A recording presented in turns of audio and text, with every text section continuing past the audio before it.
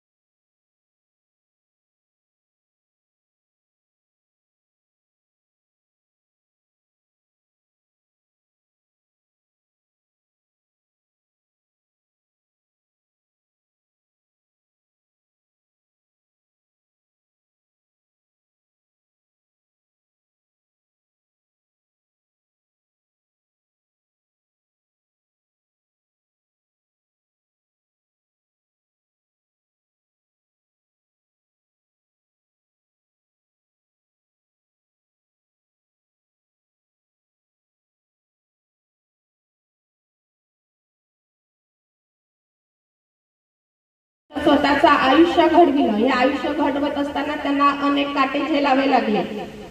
जेव्हा नोकरी नव्हती तेव्हा घरातील लहानाचं तर मोठं सगळेच होतात, काकांनी केलं त्यांना. पण जेव्हा मोठे झाले, नोकरी नव्हती, तेव्हा घरातले लोक काय बोलायचे, कसे बोलायचे याची तुम्ही मुलांना म्हणजे कल्पनाही करू शकत नाही. असा संघर्ष मी त्यांच्या जीवनातला पाहिला. आणि जेव्हा मी सुद्धा एक आता शिक्षिका म्हणून काम करते, पण त्यावेळेस आम्हा दोघांकडेही नोकरी नव्हती. आणि आमच्या दोघांचं देवाकडे एवढंच मागणं होतं की देवा आम्हाला एक तरी नोकरी दे, दोघांपैकी एकांना तरी नोकरी दे. आमची लहान लहान जी मुलं आहेत त्या मुलांना लहानाचं मोठं करण्यासाठी कशाची गरज असते, पैशाची. आणि तीच गोष्ट आमच्या जवळ नव्हती. तेव्हा देवाजवळ आमचं एकच मागणं होते की देवा आम्हाला फक्त दोघांपैकी एकाला नोकरी दे. आणि असा दिवस नक्कीच उजाडला की 2007ला जेव्हा या शाळेत सर रुजू व्हायला आले आणि मी नवप्रभात हायस्कूल मध्ये रुजू व्हायला आले, तेव्हा शिक्षक म्हणून सर कार्यरत तुमच्या शाळेत होते. आणि सगळ्यांनी सांगितलं की शिक्षक हे तुमचे सर कसे होते, तुमच्याकरता काय काय करायचे, कोणकोणते उपक्रम राबवायचे. आणि खरंच सांगते मी, त्यांनी घरात म्हणजे स्वतःच्या मुलांना कधीच, म्हणजे मी सरांबद्दलची तक्रार करत नाही, पण सरांनी कधीच स्वतःच्या मुलांना कधी विचारलं नाही की बेटा तू अभ्यास करतो का, तुझा अभ्यास किती झाला, की असं कधीच विचारलं नाही. त्यांचं सगळं लक्ष म्हणजे शाळा. शिक्षक झाल्यावर त्यांना वाटायचं मी काय करू आणि काय नाही. आणि म्हणून त्यांचं सगळं लक्ष फक्त शाळेतील मुलांसाठी. मुलं ग्रामीण भागातली मुलं, त्यांचे आई वडील जागृत नसतात, त्या मुलांना अभ्यासाची जाणीव नसते, अशा विद्यार्थ्यांना घडवणं. मी सुद्धा ग्रामीण भागात शिक्षिका असल्यामुळे मला माहित आहे की ग्रामीण भागातल्या मुलांना शिकवणं आणि त्यांना चांगलं एक घडवणं हे फार तारेवरची कसरत असते. आणि सरांनी मात्र ते करून दाखवलं. त्यांचा संपूर्ण वेळ शाळेसाठी, मुलांसाठी मी कोणता उपक्रम करू, काय करू आणि कधी शाळेत जातो या गोष्टीकडे त्यांचं नेहमी लक्ष राहायचं. आणि तुमच्यासाठी त्यांनी त्याची पावती आज त्यांना सगळ्यांनी दिलेली आहे की त्यांनी मुलांसाठी काय केलं होतं. त्यांचं जीवन तर संघर्षच होता. आणि पण या संघर्षातही त्यांनी जो संघर्ष केला, त्यांनी जे चांगलं कार्य केलं, त्याची फलश्रुती म्हणावी लागेल की आज त्यांची दोन्ही मुलं चांगले उच्च शिक्षित आहेत. मुलगी तर एक चांगल्या कंपनीमध्ये एक चांगली प्रोजेक्ट लीडर म्हणून काम करते आहे. आणि दुसराही मुलगा माझा इंजिनियर झालेला आहे, तो MBA करता त्याची प्रिपरेशन चालू आहे. आणि मला तरी वाटते की ते स्वतःच्या मुलाला जरी वेळ दिलं नसेल तरी ह्या सगळ्या मुलांचा आणि सगळ्या लोकांचा आशीर्वाद माझ्या मुलांना मिळालेला आहे. आणि म्हणून माझी आज मुलं चांगल्या पद्धतीने ते म्हणजे वाटचाल करत आहे. आणि कुठल्याही प्रकारच्या आमच्या सरांनी, दुसरी गोष्ट, आमच्या सरांना भ्रष्टाचार कधी पटला नाही. कुठल्याही गैरमार्गाने पैसा मिळवण्याचा कधी प्रयत्न केला नाही. गरीब असतानाही त्यांच्या खिशात मी पाहिले की 10ची नोट ही 8-8 दिवस जशीच्या तशी राहत होती, परंतु त्यांनी गैरमार्गाने कधी पैसा मिळवला नाही. आणि मला सुद्धा ते मान्य नव्हतं. मी म्हटलं तुमच्या नशिबी जे आलं त्यात मी तुम्हाला साथ देईन, ते मला गैरमार्गाचा पैसा नको आहे. आज पत्रकार म्हटलं, मुख्याध्यापक म्हटलं, अजून समाजसेवक म्हटलं की सगळ्यात पहिले प्रश्न तोच असतो. पण आमचे सर त्यापासून दूर राहिले आणि त्याचा मला अतिशय आनंदही आहे आणि अभिमानही आहे. आणि बाकी तर तुम्ही सगळ्यांनी सरांना जवळून बघितलंच आहे एवढं. आणि त्यांच्याविषयी मी अजून बरंच काही सांगण्याला, पण त्यांच्या मुलांना मी तुम्हाला एकच सांगेन की सरांनी जो संघर्ष केला तर त्याचं फळ त्यांना मिळालं. म्हणून मुलांना तुम्ही सुद्धा प्रयत्न करा. असं मनात आणू नका की आम्ही गरीब आहोत, आम्हाला शिकता येत नाही. गरीबाचीच मुलं पुढे जातात, शिकलातच कमळ फुलतो. आणि म्हणून मुलांना चांगलं जिद्दीने शिका आणि जास्तीत जास्त मुलींनी शिकलं पाहिजे, स्वतःच्या पायावर उभं राहिलं पाहिजे. या समाजामध्ये ताठ मानेने जगता येण्यासाठी शिक्षणाची गरज आहे आणि म्हणून आपण शिकलं पाहिजे. तेवढ्या बोलून मी माझे 2 शब्द पूर्ण करते. जय हिंद.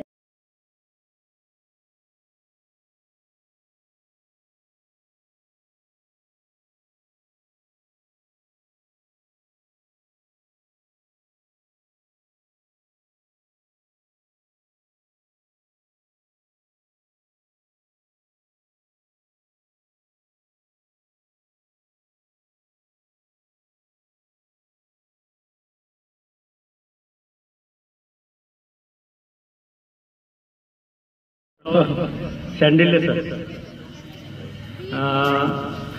आमचे कोण कोण शांडिल्य सर शांडिल्य सर ज्यांचा आता आपण सत्कार करत आहोत असे आमचे आपल्या शाळेचे मुख्याध्यापक बांते सर, मी उपस्थित मंचावर सर्व गणमान्यगण, मी जेव्हा जानेवारी महिन्यामध्ये या केंद्रामध्ये रुजू झालो आणि अगदी त्याच महिन्यात सरांचा माझा परिचय झाला. आमची एक समिती होती, मुख्यमंत्री माझी शाळा सुंदर शाळा, आणि त्या पथकामध्ये सर होते. आमची पहिली भेट झाली आणि तेव्हापासून सरांचा स्वभाव आणि सरांचा काम पाहिलं तर मला वाटत होतं की आपले कुठले तरी जे गुरु असतात, जे मार्गदर्शक असतात, ते मला या केंद्रात मिळाले होते. पण दुर्भाग्य असं की आम्ही 8च महिने सोबत राहिले. यावर्षी पण सर माझ्यासोबत होते समितीमध्ये. मी जेव्हा या मागच्या महिन्यात आमच्या तपासण्या झाल्या दुसऱ्या केंद्रामध्ये, तेव्हा सहज विचारलं, सर म्हणाले मला सप्टेंबरच आहे. आणि थोडा वाईट वाटलं की सर अजून आम्हाला पाहिजे होते. आणि खरंच त्यांच्यासोबत मी मागच्या वेळेस 15 दिवस घालवले, यावेळेस 15 दिवस घालवले. मला कधी वाटलं नाही की ते वेगळे आहेत, मी वेगळा आहे. कुठलंही काम आम्ही जर सांगितलं शाळेच्या बाबतीत, बिलकुल लगेच म्हणजे जी माहिती मागितली, जी गोष्ट सांगितली की सरांचा स्वभाव असा होता की ती माहिती लगेच पुरवायची. शाळेच्या बाबतीत तर अगदी नियमितपणा होता. मला वाटते माझ्या पूर्वी सगळ्यांच्या पूर्वी ते शाळेत पोहोचून जायचे, इथं दिसायचे मला मी इथून जात असताना. तर ह्या सर्व गोष्टी विद्यार्थ्यांनी त्यांच्याकडून शिकण्यासारख्या आहेत. आम्हीही जरी ते सेवानिवृत्त झाले तरी सामाजिक कार्यात ते अग्रेसर आहेतच सुरुवातीपासून, आणि ते आपल्याला वेळोवेळी प्रत्येक वेळी मार्गदर्शन करतील. आणि बराच खूप वेळ झाला, अजून मला एक कार्यक्रम आहे दुसऱ्या सेवानिवृत्ती कार्यक्रमाला. मीटिंग मधूनच आलो मी, कार्यक्रम संपत आहे असं माहीत झाला आणि मीटिंग सोडून मग निघून आलो. सर आपल्याला खूप दीर्घायुष्य लाभो. आपण आपल्या जीवनामध्ये पुन्हा सेवानिवृत्तीनंतर या शिक्षण विभागाकडे सामाजिक कार्याबरोबर लक्ष द्यावं. आणि आम्ही जेव्हा जेव्हा मार्गदर्शन मागू तुम्हाला तेव्हा तेव्हा आपण मार्गदर्शन करणारच आहात, याची आम्हाला खात्रीच आहे. ते मार्गदर्शन आम्हाला करत राहाल एवढी अपेक्षा व्यक्त करतो आणि मी इथंच थांबतो. जय हिंद.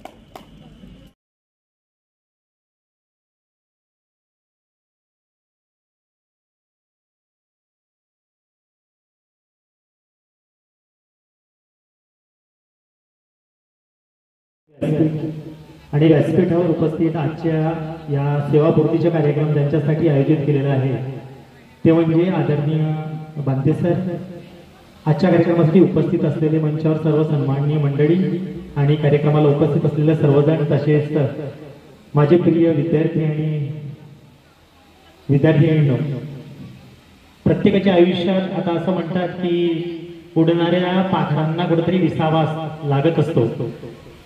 वाहणाऱ्या नदीला सुद्धा कुठेतरी शेवट पाहिजे असते, चालणाऱ्या माणसाला सुद्धा कुठेतरी थांबा पाहिजेत असतो. तर सेवेत असताना सुद्धा आपल्याला कुठेतरी विसावा पाहिजेत. आणि हे विसाव्याचे दिवस म्हणजे शासनानं आम्हाला जे दिलेले आहे, जे शासकीय सेवेत आहेत त्यांना 58 वर्ष, आणि ते 58 वर्ष, वयाचे 58 वर्ष आज बांते सरांचे पूर्ण झालेले आहेत. आणि त्या सेवापूर्तीचा कार्यक्रम आपण इथं सर्वांनी आयोजित केलेला आहे.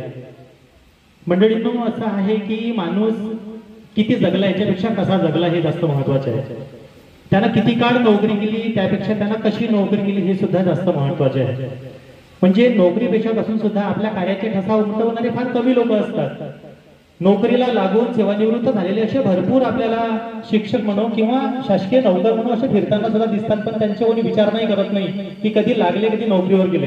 पण बांते सरांचे एक व्यक्तिमत्व म्हणजे मला जेव्हापासून कळत आहे तेव्हापासून त्यांच्या आणि माझ्या परिवाराचे संबंध होते. फक्त मी बांते सरांना जवळून ओळखलं नव्हतं, म्हणजे पाहिलं नव्हतं. त्यांचे भाऊ संदीप बांते माझ्या वर्गमित्र आहेत. फक्त मला एवढं माहित होतं की त्यांच्या कुटुंबातले बांते सर आहेत आणि योगायोग माझी नोकरी तिकडे आणि इकडे ट्रान्सफर झाल्यानंतर तर मग सरांचे फार चांगले संबंध झाले. शिक्षण क्षेत्रात विद्यार्थ्यांना ज्ञानदानाचे धडे देत असताना सुद्धा एक प्रशासकीय व्यक्ती म्हणून आपण कसं कार्य करायला पाहिजे याचे एक चांगलं ज्वलंत उदाहरण म्हणजे बांते सर आहे. शिक्षकी पेशात राहून सुद्धा सामान्यांच्या भावना किंवा शासकीय सेवेतल्या ज्या अडीअडचणी आहेत या अडीअडचणी जनसामान्यापर्यंत पोहोचवण्याचे काम किंवा जनसामान्यांच्या भावना हे शासनापर्यंत पोहोचवण्याचे काम आपल्या लेखणीच्या माध्यमातून त्यांनी केले ते वानते सर आहे. आजूबाजूला एवढ्या मोठ्या मोठ्या शाळा असून सुद्धा म्हणजे सुदामा शाळा आहे, जिल्हा परिषद हायस्कूल आहे, सरस्वती आहे, त्यानंतर इकडे वरठीला आपण पाहतोय की तिथं सुद्धा शाळा आहेत, भंडाऱ्याला शाळा आहेत आणि एवढ्या वर्षी ही शाळा टिकवून ठेवण्याचे काम आणि विद्यार्थ्यांची गुणवत्ता विकास करण्याचे काम ज्या पद्धतीने बांधे सरांनी केलं खरंच ते वाखाणण्याजोगं आहे. आणि तुमच्या सर्वांची अशी भाग्य आहे की सरांसारखे एक मार्गदर्शक तुम्हाला लाभलेले आहेत. असंच एक छोटीशी कथा आहे. अल्फ्रेड नोबेल ह्याच्याविषयी तुम्हाला सर्वांना माहित आहे की त्यांच्या नावाने नोबेल पारितोषिक दिला जातो. अल्फ्रेड नोबेल यांनी डायनामाइटचा शोध लावला आणि तो डायनामाइट त्यावेळेसच्या काळामध्ये बॉम्ब मध्ये वापरला जायचा. झालं असं की अल्फ्रेड नोबेलने शोध लावला, त्याला पेटंट सुद्धा मिळालं, त्याला बक्षीस सुद्धा मिळाले, पुरस्कार सुद्धा मिळाले आणि पुरस्काराच्या या संबंधाने ते अमेरिकेत गेले. अमेरिकेत गेल्यानंतर ते स्वीडनचे होते. अमेरिकेत गेल्यानंतर ते परतच आले नाही काही वर्ष. लोकांनी फार उत्साह साजरा केला, अरे अल्फ्रेड नोबेल आलाच नाही, तो बरा झाला. आणि जेव्हा तो परत आला ना तर लोकांना वाटलंच नाही हे अल्फ्रेड नोबेल आहे, कारण की फार वर्ष झाले होते, चेहरा बदलला होता, वय वाढलं होतं, सगळं काही बदललं होतं. म्हणून लोकांनी असा विचार केला होता की अल्फ्रेड नोबेल मरण पावलेले आहेत आणि जसं आपण दिवाळी साजरी करतो ना तसं दिवाळी साजरी करण्याचे काम त्या स्वीडनमध्ये सुरू झालेलं होतं. अल्फ्रेड नोबेल परत आले आणि म्हणलं की अरे का बरं हे अशी दिवाळी साजरी करताय, फटाके फोडताय, आनंद साजरा करताय, तुम्ही नाचतात, नेमकं काय झालंय? तर लोकांनी म्हणलं की ज्यांनी डायनामाइटचा शोध लावला तो मौतोका सौदागर होता आणि तो मरण पावलेला आहे. त्या डायनामाइटच्या शोधामुळे बॉम्ब सुरू झाले आणि बॉम्बमुळे असंख्य लोकांची प्राणहानी झाली आहे, वित्तहानी झालेली आहे, कित्येक लोक मृत्यूमुखी पडलेले आहेत आणि तो माणूस मरण पावला म्हणून आम्हाला आनंद वाटतोय. आणि मला दुःख यासाठी होत आहे की तो आमच्या देशातील आहे. आणि हे सगळं ऐकणारा कोण होता? तर तो अल्फ्रेड नोबेल होता. तो घरी गेला, त्यानं विचार केला की मी जे शोध लावलाय हे या सजीव सृष्टीच्या उपयोगासाठी शोध लावलेला आहे, पण माझं जे पेटंट आहे किंवा मी जे शोध लावलेलं आहे त्यासाठी याला मौतोका सौदागर जर म्हणत असतील तर माझी आयडेंटिटी काय आहे? मग आता तुम्हाला सर्वांना माहित असेल त्यांनी असा विचार केला, फार विचार केला. म्हणजे स्वीडन बँक आहे, त्या बँकमध्ये त्यांच्या नावावर जेवढी संपत्ती होती मुलांना, सगळी संपत्ती जगाच्या विकासासाठी जे लोक काम करतात, रसायनशास्त्रात असो, जीवशास्त्रात असो, भौतिक शास्त्रात असो, अर्थशास्त्रात असो, प्रत्येक विषयामध्ये जे क्वालिटेटिव्ह वर्क करतात त्या वर्कला नोबेल पारितोषिक देण्याचं काम केलं जाते. कोणाच्या नावानं करतात माहिती आहे का तुम्हाला? नोबेल पारितोषिक कोणाच्या नावानं दिला जातो माहिती आहे? कोणाचं नाव दिला जातो? अल्फ्रेड नोबेलच्या नावानं दिला जातो आणि त्याच्या वैयक्तिक संपत्तीतून दिला जात आहे. म्हणजे बघा, माझं नाव मी मेल्यानंतर कसं घ्यायला पाहिजे लोकांनी. आता हा मरणाचा विषय नाहीये, पण मी गेल्यानंतर म्हणजे मुलांना तुम्ही सुद्धा तुम्ही जेव्हा ही संस्था सोडाल ना तेव्हा तुमच्या प्रत्येकाचं नाव तुमच्या शिक्षकाच्या तोंडी असायला पाहिजे की नाही ही विद्यार्थिनी माझी होती की तिला मी शिकवलेलं आहे, हा विद्यार्थी माझा होता की ज्याला मी शिकवलेलं आहे, असं तुम्ही काहीतरी करायला पाहिजे. आणि जे तुमच्यासाठी तुमच्या सर्वांसाठी जे करून जोडलेलं आहे आमच्यासाठी सुद्धा माझे तर नेहमीचे मार्गदर्शक राहिलेले आहेत भांते सर. तर असं असंख्य माझ्यासारख्या व्यक्तिमत्वासाठी नेहमीसाठी मार्गदर्शक असलेले भांते सर आज सेवापूर्ती होत आहेत. सरांच्या चेहऱ्यावर पाहिल्यानंतरही वाटत नाही की यांच्या 58 वर्ष पूर्ण झाले असतील. म्हणजे बघा, पेशात असून एवढे कामं सुद्धा करून इतरांना मार्गदर्शन करून सगळ्या गोष्टी जबाबदाऱ्या सांभाळून सुद्धा चेहऱ्यावर ताजेतवानेपणा दिसणं आणि स्वतःला सांभाळणं, निरोगी आयुष्य जगणं हे फार महत्वाचे आहे. आणि आज सरांचा सेवापूर्तीचा दिवस आहे. सरांना मी त्यांच्या भावी कार्यासाठी, निरोगी कार्यासाठी फार फार शुभेच्छा देतो. आणि मला जे बोलवलं आणि बोलण्याची संधी दिली त्यासाठी सुद्धा आयोजकांचे फार फार आभार व्यक्त करतो आणि माझे शब्द संपवतो. जय हिंद, जय भारत.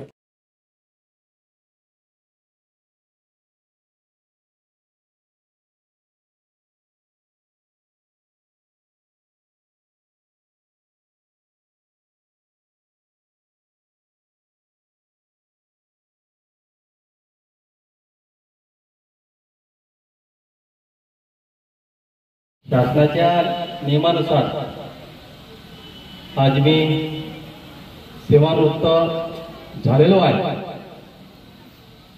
या कार्यक्रमानिमित्त ज्यांनी आयोजन केलं माझ्या शाळेचे सर्व शिक्षक आणि माझे सगळे विद्यार्थी, व्यासपीठावर सगळी सन्माननीय मंडळी, आणि माझे सगळे गोड असे विद्यार्थी, वेळ खूप झालाय आणि विद्यार्थ्यांना भाषण वगैरे काही आवडत नाही. अनेक मुलं बाहेर आहेत, मला माहिती आहे. ते येतील आता लगेच जेव्हा हा कार्यक्रम संपेल. विद्यार्थ्यांनो, ज्यांनी ज्यांनी आता व्यासपीठावर येऊन माझी स्तुती केली, गुणगान केले, शुभेच्छा दिला, त्या सगळ्यांच्या मी ऋणी आहे. त्यांच्या मनापासून मी आभार स्वीकारत आहे, शुभेच्छा स्वीकारत आहे. मी या 32 वर्षात काय केलं, नागपुरे सरांनी सांगितलं, अनेक सरांनी सांगितलं, पण मी माझा तोल ढळू दिला नाही. माणसाचा तोल असतो ना, तोल आपण ढळू दिला नाही पाहिजे. प्रत्येक संकटांचा, प्रत्येक गोष्टींचा सामना करत असला पाहिजे. वेळ कोणती येऊ, आपल्या समोर नवीन रस्ता तयार होतो. जो डर गया वो मर गया असं म्हणतात, आणि ते खरंच आहे. जिद्दीनं काम करत राहा, तुम्हाला जे हवे असेल ते मिळत राहील. मी जेव्हा 1992 ला इथं आलोय, त्यावेळेसची परिस्थिती काय होती सगळ्या शिक्षकांनी सांगितलंय, त्याच्यात मी काही जाणार नाही. आणि माझा जो भूतकाळ आहे अतिशय संघर्षाचा राहिला. मी तुमच्यासारखा एक गरीब कुटुंबातील व्यक्ती आहे, अतिशय गरीब कुटुंब माझा. ज्यावेळेस खायला भात सुद्धा मिळत नव्हता, तो माझ्या कुटुंब. आणि त्यानंतर जे काही मी भोगलाय ते आनंदाने स्वीकारलं. मी त्या संघर्षाच्या आपल्या जीवनावर मी कोणताही परिणाम होऊ दिला नाही. मनात विचार यायचे, पण मी चळवळीत काम करणारा एक कार्यकर्ता होतो. मला शिकवणच तशी होती, लढा नंतर मरा. लढलं पाहिजे आपण. मैदानामध्ये आलं तरच आपण लढू, तरच जिंकू. आपण लढायचं असेल तर मैदानात या आणि जिंका, आणि पराजय पण व्हा. माणूस जो शिकतो पराजयातून. तुमच्या जीवनाच्या प्रवासामध्ये अनेक तुम्हाला पराभव स्वीकारावा लागतील, पण त्याला कसं त्याच्यावर मात करता येईल हे तुम्ही शिकलं पाहिजे. आजूबाजूला अनेक अशा गोष्टी आपल्या घडतात की जे आपल्याला शिकवून जातात, ते आपण शिकलं पाहिजे. 92च्या नंतरचा काळ आणि 2007 नंतरचा काळ, काही दिवस 2007 नंतर मला नोकरीत असल्यानंतरही संघर्ष करावा लागला. 2014 मध्ये खऱ्या अर्थानं जेव्हा शाळा माझ्या हातामध्ये आली, मला अजूनही आठवते. 2013 मध्ये असताना मी एक माझ्या नियोजन राहायचं त्यावेळेस. वैद्य सरांनी म्हटलं, सर तुम्ही आता काहीही करू नका, जेव्हा तुमच्या हातामध्ये शाळा येईल ना तेव्हा करा. त्यांचं मी ऐकलं आणि त्यानंतर खऱ्या अर्थानं मी या शाळेचा कर्णधार झालो. नुसतं कर्णधार होऊन चालत नाही, कॅप्टन होऊन चालत नाही. त्याच्या साथीला जी मंडळी असतात त्यांच्या सहकार्य तितकंच महत्वाचं असतं. आणि आज ही शाळा नावारूपाला आली माझ्या सहकार्यांमुळे. प्रत्येक सहकारी हा एक पाठिंबा देणारा होता आणि माझ्या शब्द त्यांनी कधी टाळला नाही, हे महत्वाचं. कारण की मी चुकीचं कधी केलं नाही ना करणार. ती शाळा पुढं जात गेली. उपक्रम काय केले मी आता काय सांगणार नाही, समाजाला ठाऊक आहे मी काय केलंय. कारण की माझ्या तोंडून स्वतःची स्तुती करणं मला ते पटत नाही, पटलेलं पण नाही. समाज आपला ऑडिट करत असतो, समाजाला माहित आहे हा कोण काय करतो, कसं करतो. पण 14 नंतर जे काही गुणात्मक बदल घडले या शाळांमध्ये त्याच्या मला सार्थ अभिमान आहे. आणि हे घडू शकलं माझ्या सर्व शिक्षक सहकाऱ्यांमुळे. आणि तेवढा सहभाग होता इथल्या चतुर्थ कर्मचारी जो होता, श्रेयरी पडोळे असेल, लीलाधर लेंडे आहे, आणखी मोहन वाघमारे आहे, यांनी तेवढीच मला साथ दिली. आणि खरं तर सांगू मी, आपल्या जीवनामध्ये मी 4 मृत्यू बघितले. 4 मृत्यू बघितले. पहिला मृत्यू माझ्या, मी ट्रॅक्टर चालवायचो शेतामध्ये, तेव्हा तो बघितला. पूर्ण असं उभा झालेला होता ट्रॅक्टर. मला काही सुचत नव्हता, पण दैव मला वाचवलं. दुसरा मृत्यू, मी रायपूरला गेलो होतो, आम्ही लग्नाला, सरांना माहिती आहे, आम्ही सोबत गेलो होतो. तिथं मला हार्ट अटॅक आला. म्हणजे बघा, 5 तास, पुन्हा 15 मिनिटात चालले जातात, 5 तास मला तो अटॅक होता. आणि मी सुखरूप पोहोचलो त्या दवाखान्यामध्ये. सगळे माझे सहकारी होते, राऊत सर वगैरे होते, सगळी मंडळी होती. राऊत सर, वैद्य सर, भडके सर, लीलाधर वगैरे सगळे, मोहन वगैरे. आणि चमत्कार मी वाचलो त्यावेळेस.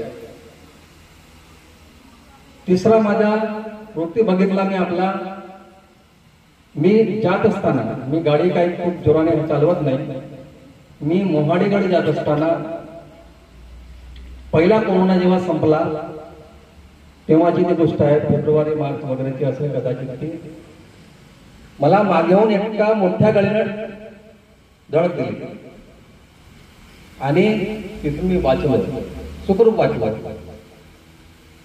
आणि चौथा मृत्यू जो मी पाहिला आपल्या डोळ्याने, माझ्याच लोकांनी माझा घात करण्याचा प्रयत्न केला. आज बोलतोय मी हा गोष्ट, पण त्याच्यातून सुखरूप वाचण्याचं काम माझ्या सहकाऱ्यांनी केलं. हे कशाच्या बळावर झालं असेल? मृत्यूवर मी जिंकलो का असेल असं? तुम्ही आपल्या जीवनात चांगले करत राहा. महत्वाचं म्हणजे आपल्याकडून चांगलं जमत नसेल तर वाईट कुणाचं करू नका. हा माझं समीकरण आहे जीवनाचं. मला जमत नसेल तर मी काही करत नाही. करायचं असेल आपल्याला तर चांगलंच करा. वाईट कुणाचे चिंतू नका, करू नका. आणि म्हटलं गेलं आहे, जैसे ज्याचे कर्म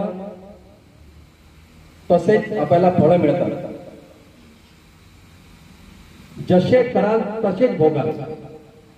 आणि इथंच आपल्या पृथ्वी तलावरच आपल्याला भोगावं लागतं. काही स्वर्ग नरक वगैरे काही नसतं, भोगायचं याच ठिकाणी आहे. आणि आजूबाजूला तर मी समाजामध्ये पाहतो, जे लोक आपल्याला त्रास देतात,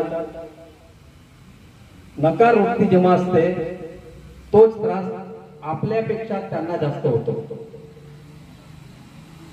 दुसरी गोष्ट, प्रामाणिकपणे वागा. प्रामाणिकपणा जिवंत ठेवला असेल तुम्ही टिकाल, खरंच टिकाल. पण प्रामाणिकपणाची कसोटी खूप असते. सत्याला कसोटी लागते म्हणतात आणि ते खरंही आहे. त्रास होतो खूप, आणि त्याच मार्गाने मी जातोय, सत्याच्या मार्गाने. माझ्यावर किती कोणी दबाव आणला असेल त्या दबावाला मी कधी बळी पडलो नाही. त्याच वेळेस मी विरोध केला, नाही जमताय मध्ये, नाही केलं. अनेक गोष्टी अशा आहेत जे माझ्या मेंदूला पटत नाही ते मी करत नाही, आणि जे पटतंय ते मी करतो. नंतर करत त्याचा परिणाम काय होतो तो नंतर आपल्याला दिसतो ना. वाईट गोष्ट होत असेल तिला सोडून द्यायचं, पण करायचं जे आपल्याला मेंदूला पटते गोष्ट. आपला अंतर्मन सांगतो की मी हे करू शकेल, करा.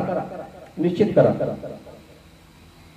आणि एक माझ्या शाळेबद्दल मला सांगायचे आहे, मुलीबद्दल. 2015 पासून मी दत्तक योजना सुरू केली. आजही ते अवैधपणे सुरू आहे.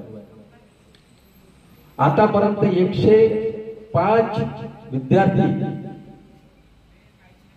दत्तक म्हणून घेतले गेले आणि 107 लोकांनी दत्तक घेतले. सोपी गोष्ट नव्हती, खरंच सोपी नव्हती, पण करायची इच्छा. समाज तुम्हाला केव्हा तुम्हाला पाठबळ देते, सहकार्य केव्हा करते, जेव्हा तुम्ही चांगलं करत असाल तर आपोआप तुम्हाला समाज सहकार्य करतो, निश्चित करतो. आणि ते मला दिसलं समाजामध्ये. म्हणजे माझे आजही लोक काही असे आहेत की ज्यांना मी ओळखत नाही, अशाही लोकांनी दत्तक घेतलंय फोन करून स्वतः. हे आपलं काम दिसलं पाहिजे समाजात. ते मग शाळा असो, तुमच्या वैयक्तिक जीवन असो, कोणतीही गोष्ट असो, हे दिसलं पाहिजे. आपण जे काही केलं या ठिकाणी शाळेमध्ये चांगलंच केलं. आता काही विद्यार्थी असतात, माझ्या जीवनामध्ये अशा गोष्टी घडलेल्या आहेत की सर तुम्ही तिला सांगता जी, तिला सगळं मदत करता जी, आमच्यावर अन्याय करता, असं सांगणारे सुद्धा विद्यार्थी मला भेटले मला. असेही विद्यार्थी बघितले मी या शाळेमध्ये की जो विद्यार्थी 9वी मध्ये अगदी मागे होता, अगदी मागे, ते विद्यार्थी 10वी मध्ये समोर आले. असे विद्यार्थी बघितले. आणि असे आजही विद्यार्थी बघितले आहेत मी, जे 8वी 9वी चांगले मुलं होते, ते आज मागे पडत आहेत. कोणीही कमी नाही, कुणीही कमी नाही. मी म्हणतो ग्रामीण भागातला विद्यार्थी हा चांगला आहे. समस्या आपली एवढीच आहे की आपण जीव लावून काम करत नाही, अभ्यास करत नाही, जीव लावून नाही करत, सातत्य ठेवत नाही आपण आपल्या अभ्यासामध्ये. हा एक मोठा प्रॉब्लेम आहे आपला. जे काही सर या ठिकाणी शिकतात दिवसभराचं, गेलं की दप्तर फेकून देतो आपण. हे असं होतं. आमच्याही काळी असं व्हायचं. मला सुद्धा इंग्रजी आणि गणिताची खूप भीती वाटायची, पण 10वी मध्ये तेच 2 विषय माझे चांगले गेले. तर अशा गोष्टी आपसूकपणे तुम्ही चांगल्या गोष्टी केल्या पाहिजे, जाणीवपूर्वक आपल्या वर्तनात बदल केला पाहिजे, तेव्हा चांगल्या गोष्टी होतील. बिना कष्टानं बिना काही केल्यानं काही मिळत नाही. जे काय आज जग जगते झाले त्यांनी अपार कष्ट केले. एका दिवसात सचिन तेंडुलकर बनला नाही. एका दिवसात दीपा काय तिचं नाव, दीपा नावाची मुलगी या DSP आहे, ती एका दिवसात नाही बनली, धावपटू होती ती. तर अशी अनेक उदाहरणं आहेत की जी एका दिवसात घडत नाही. कोणत्याही गोष्टी एका दिवसात घडत नसतात. आणि जेव्हा ही आपली शाळा 1992 पासून आजपर्यंत आली, हे एका दिवसात चमत्कार घडलेला नाही. असा तो दिवस होता की जेव्हा आम्ही ऍडमिशन करायला इथं जायचो मोहगावला, अक्षरशः सांगतो मी, लाज वाटायची आम्हाला. दारं बंद करायचे. आले रे हे महात्मा ज्योतिराव फुलेचे मास्तर, म्हणजे चेहऱ्यावर चेहरा पडू देत नव्हते, चेहरा फिरवून घ्यायचे. ही स्थिती होती त्यावेळेस. आणि ती स्थिती बदलवण्याचं काम आमच्या शिक्षकांनी या टीमनं केलं, मनावर घेतलं. नाही आपण चांगलं करूया. आणि या ऍडमिशनच्या कार्याचे टीम लीडर होते राऊत सर. फेस करायचे सगळ्या पालकांना, ते आमचे लीडर होते ऍडमिशनचे. त्याच्या मागे मागे आम्ही. म्हणजे एका दिवसात काहीही मिळत नाही हे लक्षात घ्या. जो संघर्ष या शाळेने केला, जो संघर्ष या शिक्षकांनी केला, सांगायच्या अनेक गोष्टी आहेत जे मी 3 न 4 तास सांगू शकतो. कारण की ह्या जगात सगळ्या गोष्टी लहानपणापासून ते आतापर्यंत मी काही माझ्या जीवनामध्ये घडलेलं आहे. एक क्षण आणि क्षण मी आपल्या पुस्तकात लिहिलेला आहे. मी होणार होती माझी पुस्तक तयार, पण होऊ शकली नाही. त्या माझ्या आत्मकथेचं नाव आहे प्रवास, माझ्या जीवनातील थरारक प्रसंग. अशी माझी ती पुस्तकं आहे. ती साधारणतः येईल डिसेंबर पर्यंत. तिथं मी सगळ्या गोष्टी लिहिलेल्या आहेत. सगळ्या मला संस्थेने काय त्रास दिला, काय चांगल्या गोष्टी केल्या, मला शिक्षकांनी कोणती मदत केली, समाजानं काय दिलं, ह्या सगळ्या गोष्टी मी आपल्या प्रवास या पुस्तकात केल्या आहेत. सगळ्या गोष्टी. या ठिकाणी 2 प्रतिनिधी आहेत. या ठिकाणी आमच्या शाळेचे 9 सचिव ते होतील आहेत, ते आहेत. आकांक्षा या ठिकाणी आहे. पण मी खरं बोलायला घाबरत नाही. आणि खरं जेव्हा आपण बोलतो ना, समोरचे माणसं घाबरतात. बरं, जेव्हा तुम्ही खरं बोलता त्यांची हिंमत नाही, खऱ्या समोर बोलायची हिंमत होत नाही. म्हणून खरं बोलायला शिका. जे आपल्याला पटत नाही ते नाही म्हणायला शिका. मान हलवायचं नाही. यस करतो जी, नाही बिलकुल नाही करायचं. नाही पटलं नाही करायचं. नंतर त्याच्या पश्चाताप नंतर होतो, पण ती वेळ निघून गेलेली असते. वेळ आता तुमच्यासाठी आली आहे. विद्यार्थी मित्रांनो, 10वीची परीक्षा जवळ येत आहे. एक क्षण हा तुमचा महत्वाचा आहे. हा क्षण तुमच्या अभ्यासासाठी खर्ची घाला. आणि मी बघतो या ठिकाणी जे काही परीक्षा आपण घेतल्या, मार्चच्या शालांतर परीक्षा झाली होती, ती परीक्षा घेतली. तुम्हाला घरीच अभ्यास करायचं होतं, तुमच्याकडे सगळ्या गोष्टी होत्या, तरीही मुलं मागं पडली. विद्यार्थी मागे पडले, मुली नाही. तुमच्याकडे ताटामध्ये सगळं असताना आपण खाऊ शकत नाही, ही व्यथा आहे. स्वतःची व्यथा आहे. का आपण मागे पडतो? का करतो असं आपण? जो बाप आपल्याला इथं पाठवतो शाळेमध्ये, त्याच्या पुढे काही तर स्वप्न असतील ना, काही तर असतील. माझा पोरगा शिकून मोठा झाला पाहिजे, अरे चपरासी बनला पाहिजे, पोलीस बनला पाहिजे, काहीतरी बनला पाहिजे. आईला विचारा कोणते नाही, जे माझा पोरगा शिकला पाहिजे, मोठा झाला पाहिजे. त्या माऊलीला काही तेवढं समजत नाही, पण वाटते असं. म्हणून तुम्ही मुलींनो प्राधान्यानं उच्च शिक्षण करा. पहिल्यांदा उच्च शिक्षण घ्या. शिक्षणामध्ये खूप ताकद आहे. जे या ठिकाणी मी बोलतो आहे ना, हा प्रताप शिक्षणाचा आहे. मी 8वी मध्ये असताना माझे एक शिक्षक होते, कोकडकर सर. इथं जसे तुम्ही बसायचे तसेच आम्ही बसायचो, आणि ते मराठी शिकवत आणि इतिहास विषय. उद्या हे तुम्हाला करून यायचं आहे, एक पॅरेग्राफ पाठ करून यायचं आहे. आम्ही यायचं आणि समोर राहून बोलायचं. का केलं असेल त्या शिक्षकांनी असं? तुम्हाला नेतृत्व संधी मिळतात. हा शिक्षण एक व्यासपीठ आहे. प्रत्येक गोष्टी या ठिकाणी तुम्हाला शिकायला मिळतात. खरंच शाळा अशी एक साधन आहे, परिपूर्ण आपल्याला करण्यासाठी हा साधन आहे शाळा एक व्यासपीठ आहे. जसे तुम्ही इथून घडाल तसे तिकडे तुम्ही बनाल.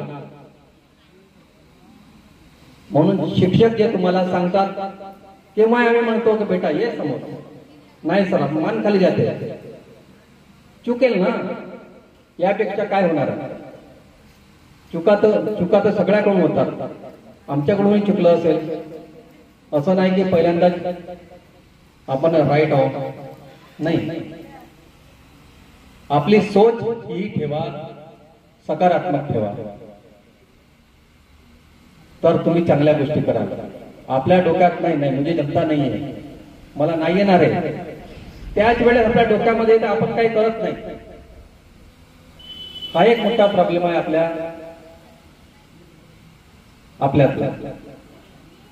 म्हणून विचार करा, मला हे करायचं आहे, नाही येईल पहिल्या वेळेस, दुसऱ्या वेळेस येईल, तिसऱ्या वेळेस येईल, अरे कधी तो येईल ना. जिद्द ठेवा, चिकाटी ठेवा, पुढे जा. आज माझा जो तुम्ही सन्मान केला, माझ्या शिक्षकांनी केला, माझ्या गुरुजनांनी केला, माझ्या सर्व विद्यार्थ्यांनी केला, त्याबद्दल मी आपला आभारी आहे, ऋणी आहे. आणि कार्याची पावती अशीच काही मिळत नसते. चांगल्या गोष्टी ह्या चांगल्यासाठीच होतात आणि आपल्या मागे सुद्धा चांगल्या गोष्टी घडत असतात. आणि जो वाईट करतो ना, त्याच्या मागे सुद्धा लोक, जो पुढे जातो, म्हणजे जेव्हा माणूस समाप्त होतो, म्हणजे श्वास जेव्हा सोडतो, तेव्हा त्याची मयत निघते आणि त्याच्या मागे म्हणणारे लोक असतात पाठीमागे. खरं काय खोटं काय ते सगळं ऑडिट करतात आपल्या जीवनाचं. तर आपल्या जीवनाचा ऑडिट हा चांगला असला पाहिजे. जीवनात चांगलंच करा, वाईट करू नका, तुमचं जीवन सफल होईल. मेहनत करा खूप, जे तुम्ही विचार केला असेल तेच होईल. खूप मेहनत करा आणि पुढे जा. या शाळेने मला खूप काही दिलं. जीवन हे जीवन आहे ना, मी या शाळेने मला दिलं, याचा मी चांगला वापर केला. आणि माझ्याकडून 1992 पासून तर आतापर्यंत बऱ्याच गोष्टी चुकीच्या झाल्या असतील, कदाचित होऊ शकतात चुकीच्या, पण जाणीवपूर्वक मी कधीच केल्या नाही. कोणतीही चूक जाणीवपूर्वक कधीच केली नाही. त्या सगळ्या चुकांसाठी मी आपल्या शिक्षकांना, संस्थेच्या लोकांना आणि फार तर आता ज्या 3 वर्गाची मुलं जी या ठिकाणी आहेत, त्या सगळ्यांना मी क्षमा मागतो, माफी मागतो, माझं काही चुकलं असेल. आणि इथून मी उद्यापासून येणार नाही. काढता पाय माझा इथून झालेला आहे. माझे उत्तराधिकारी, त्या खुर्चीचे उत्तराधिकारी श्री गजानन वैद्य असणार आहेत. त्यांना हा शाळेचा डोलारा पूर्ण सांभाळायचा आहे. प्रशासकीय कारभार, आर्थिक कारभार त्यांना सांभाळायचा आहे. आज माझ्या या